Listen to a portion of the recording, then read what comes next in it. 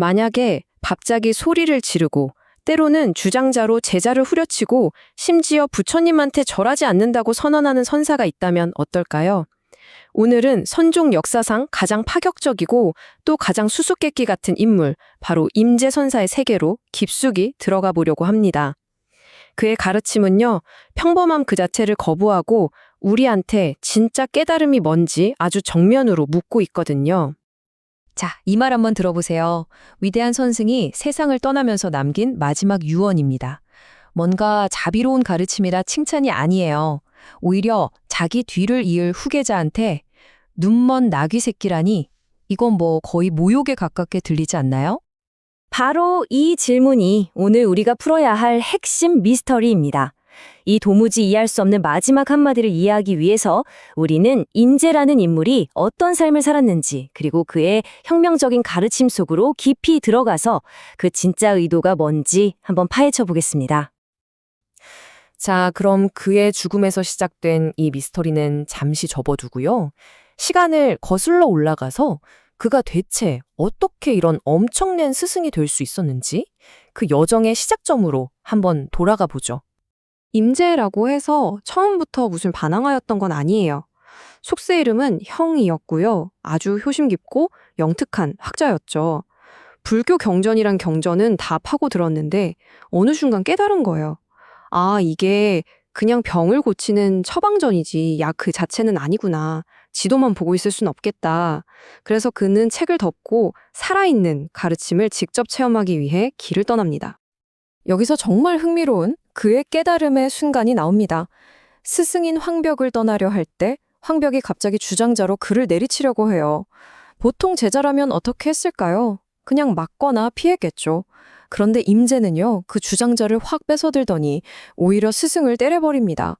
이게 무슨 불경한 짓인가 싶지만 이게 바로 살아있는 법을 체득했다는 가장 확실한 증거였던 겁니다. 스승 황벽은 화를 내기는커녕 오히려 크게 웃었어요. 왜냐? 임재의 그 행동이야말로 스승을 넘어섰다는 가장 확실한 증거였으니까요. 황벽은 임재의 경지를 인정하면서 이렇게 말합니다. 앞으로 천하 사람들의 잘못된 생각과 견해를 네가 바로잡게 될 거라고요. 자, 그럼 이제 임재식 가르침의 진짜 핵심으로 한번 들어가 보죠. 그의 방식은요, 한마디로 모든 관습을 그냥 깨부수는 거였습니다.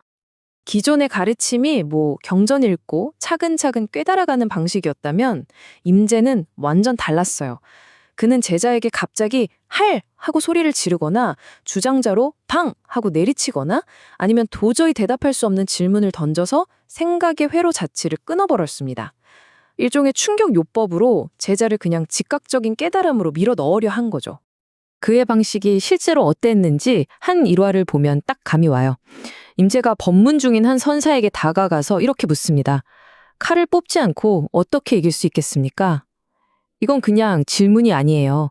당신의 살아있는 지혜를 한번 보여달라는 결투 신청 같은 거였죠.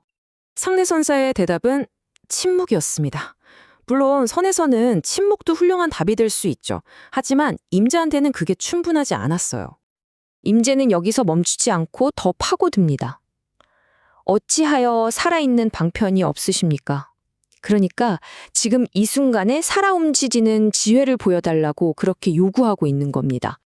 하지만 상대는 그저 멍하니 바라볼 뿐이었어요. 그의 지식은 칙 속에, 머릿속에만 갇혀 있었고 임재의 이 날카로운 도전에 응수할 수가 없었던 거죠. 결국 임재는 이 늙은이가 오늘 낭패를 보았구나 라는 말을 남기고 자리를 뜹니다. 이건 오만한 말이 아니에요. 죽어있는 개념적인 이해, 박제된 지식의 한계를 아주 통렬하게 지적한 겁니다. 그의 태도를 명확히 보여주는 또 다른 일화가 있습니다. 한 스녀가 묻습니다. 부처님과 조사님 중에 누구한테 먼저 절하십니까?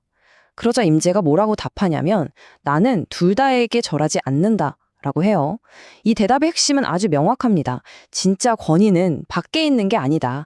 부처나 옛 스승에게 있는 게 아니라 바로 나 자신, 우리 내면에 있다는 거죠. 자, 이제 임재가 어떤 인물인지, 그의 가르침이 어떤 건지 좀 감이 오시죠? 그럼 이 이해를 가지고 다시 처음의 그 장면, 그의 임종 순간으로 돌아가 보겠습니다. 이제 그 수수께끼를 풀 시간입니다. 이걸 풀려면 먼저 정법반장이라는 개념을 알아야 하는데요. 이게 좀 어려운 말 같지만 쉽게 말해서 책에 적힌 지식이 아니에요. 스승과 제자 사이에서 마음으로 직접 전해지는 살아있는 깨달음의 눈, 그 자체를 의미합니다. 임재는 마지막 순간에 제자들에게 이렇게 당부합니다. 내가 떠난 뒤에 나의 정보반장이 사라지게 해서는 안 된다. 이건 사실 그의 후계자인 삼성에게 던지는 마지막 시험 문제였던 거죠.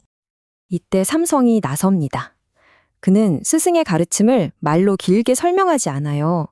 대신 임재가 평생 사용했던 그 방식 그대로 그냥 우렁차게 할! 하고 소리를 지를 뿐입니다.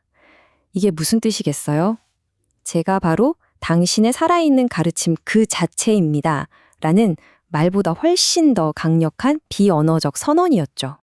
바로 그 순간 삼성의 그 외침을 듣고 나서 임재는 우리가 처음에 들었던 그 역설적인 말을 내뱉습니다. 나의 정법반장이 이 눈먼 나귀 새끼 손에서 망할 줄이야. 이제 모든 게 명확해지지 않나요? 이 모욕처럼 들리는 말은 실패의 선언이 아니었어요. 오히려 최고의 찬사였던 겁니다.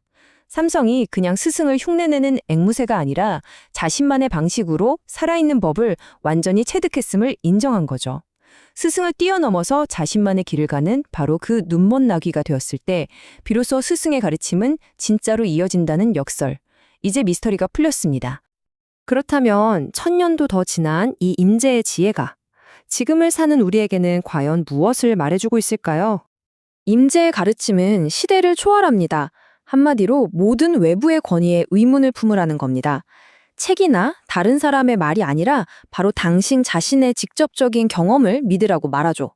진리라는 게 저 멀리 어딘가에 있는 게 아니라 바로 지금, 바로 이 순간에 있다는 걸 계속 일깨워줍니다. 마지막으로 이 질문을 여러분께 던져봅니다.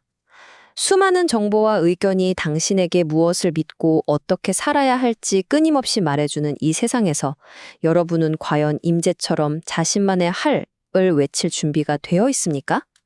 당신만의 진실을 어떻게 찾아내시겠습니까?